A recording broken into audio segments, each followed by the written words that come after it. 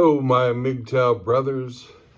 Well, yesterday, Iridium Kush decided he was going to go after my job, saying that I was being a bad driver and illegal for using my hands-free Bluetooth headset, which meets and actually exceeds all laws, the actual laws from the United States government regarding the use of cell phones in your truck.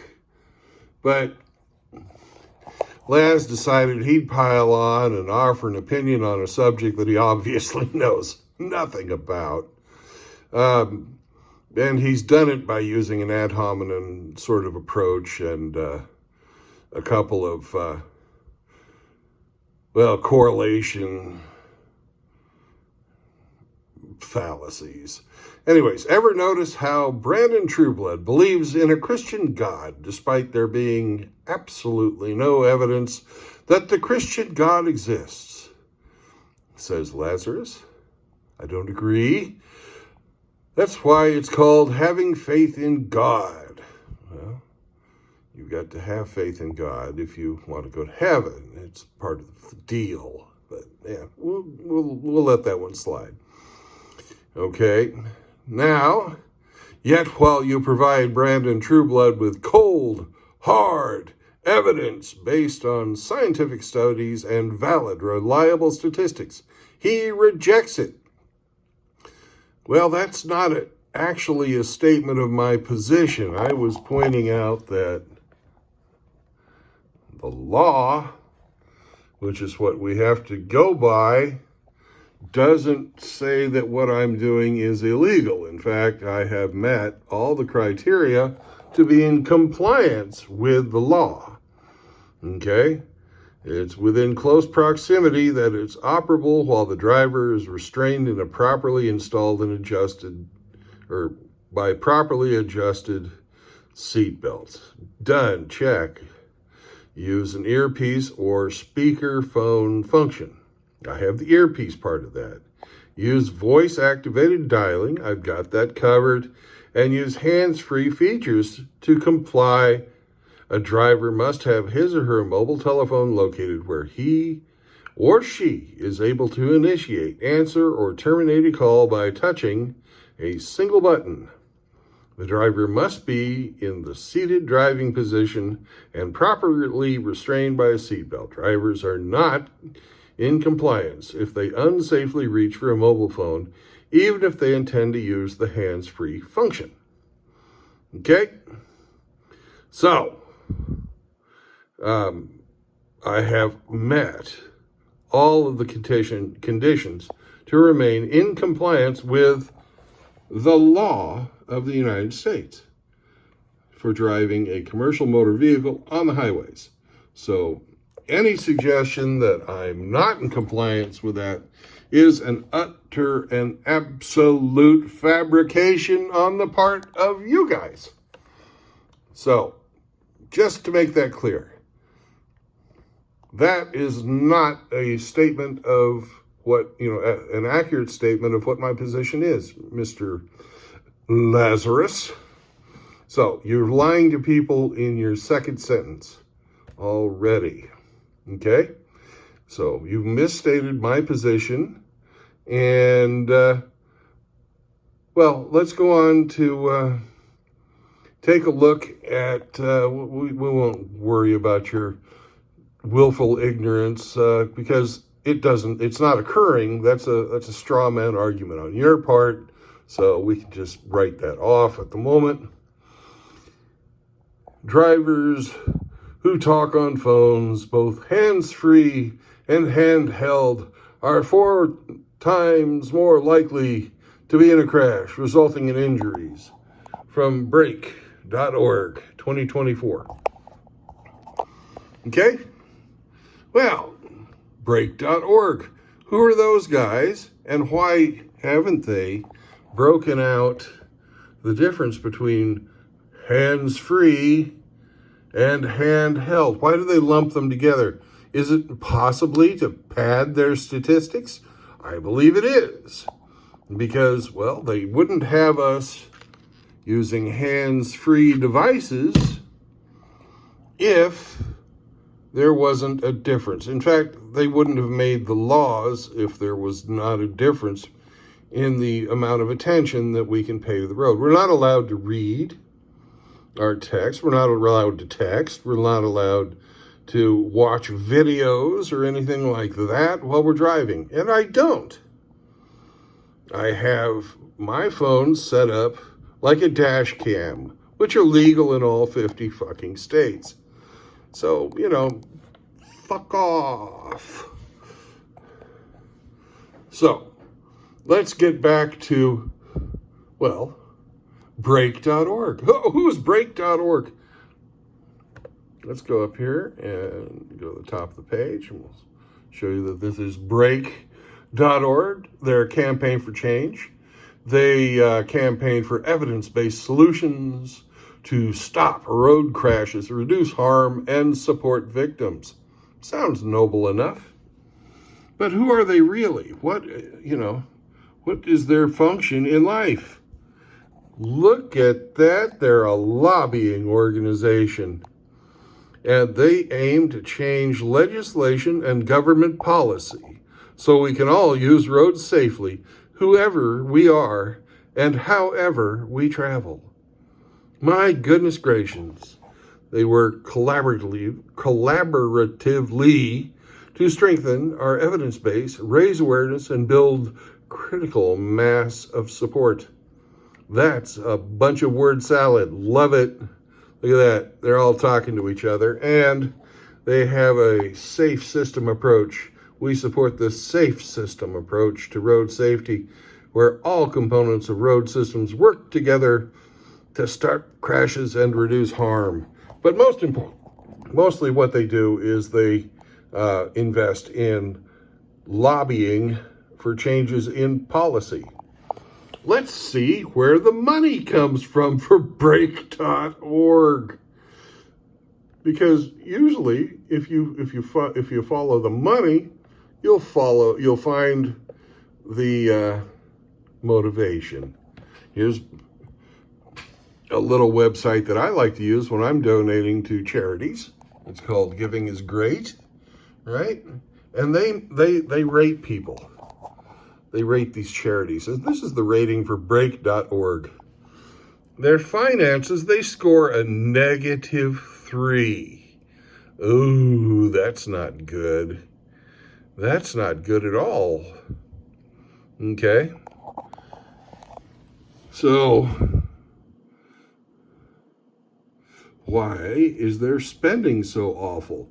Well, if you look here at their income and spending, blue being income and red being spending, you'll see in the last few years that they have, well, in 2019, they faced, between 2019 and 2020, their income went, well, up, but their spending went down.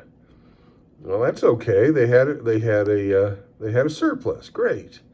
But in 2020, they started, they reached this portion of the graph, and now their spending has gone crazy compared to what their income is. And where are they getting their money from? Well, if you look here, you'll see in the last few years, when this study was published that Laz is talking about, that their major donor of the pink, that's a bunch of different donors. The orange is unspecified income. We don't know what that means, but apparently they weren't able to report anything about it. Here, the major chunk of change that they're getting comes from government grants. That means that this non-government organization, this lobbying organization, is being funded by the government to influence the government. This is a psyop, right? These people, when you see stuff like this, you know they're not legitimate. Something is involved, And the government of Great Britain is trying to influence different parts of the government of Great Britain using this organization.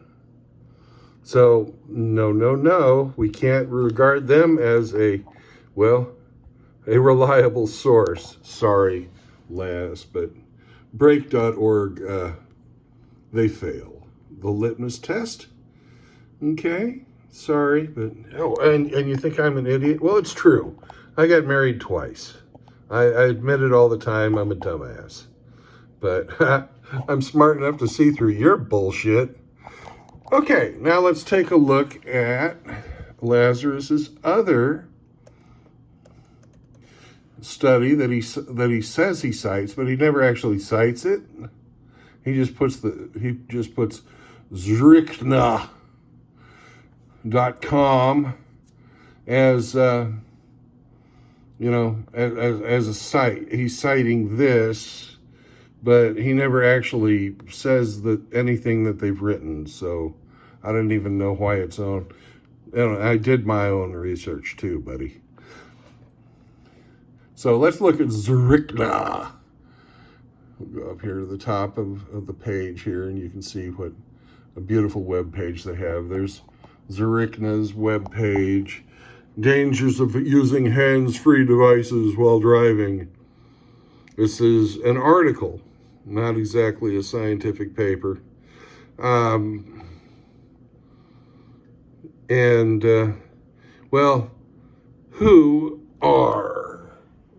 Who is Zwickna? There's Zurich. There's some European trucks. There's a sign. It looks like German. So I'd have to say that, well, they're not American. And, but yet they lobby American politicians. Who are they? Why would they care what happens on America's roadways? Well, that's because Zurich Commercial Casualty Insurance Solutions is who they really are. Look at that. It's the insurance company. Now, why would an insurance company want to have a website that's dealing with calling wireless communication devices into question? Well, obviously, insurance companies, what do they hate most in the whole world? Paying claims on their insurance. Once again, we've got some evidence here put forth by Lazarus where we have it being funded by the very people who stand to benefit financially if that legislature is put through. Would you look at that? My goodness gracious. Ha! Dun, dun, dun, insurance company. So, if you're not going to regard the law of the land, the rules of the road, literally, the rules of the road, and follow the compliance set forth in those rules of the road, you're going to make emotional arguments and support fraudsters and government psyops. That's right. Everybody that Lazarus has cited, every one of them, the cold, hard scientific truth that he's claiming are biased. It's like going to the cigarette company and getting them to pay for your research on lung disease. They're not going to find anything wrong with cigarettes. Imagine that. And the same thing happens here with the sources that Lazarus is citing. So you, sir, Mr. Lazarus, are a fraud. Look at that. We'll get the look at that. That's a fraudster right there. He's trying to pretend like he's the voice of scientific reason. And well, let's face it, nothing further could be from the truth. Your sources are garbage, just like the science of psychology. And you've proved nothing except that your own willful ignorance just became your own type of special stupidity, sir. And on a final note, leave fucking Father Saunders alone.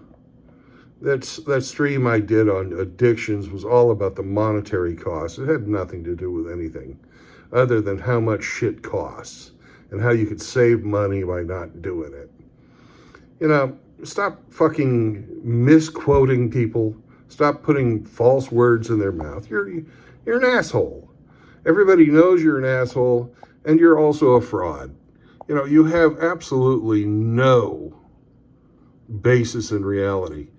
Get off the fucking medicines you're on. Get out of the fucking psych ward. You're just fucking making the legacy you had into a pile of manure. And especially by attacking a fucking war veteran with traumatic brain injuries.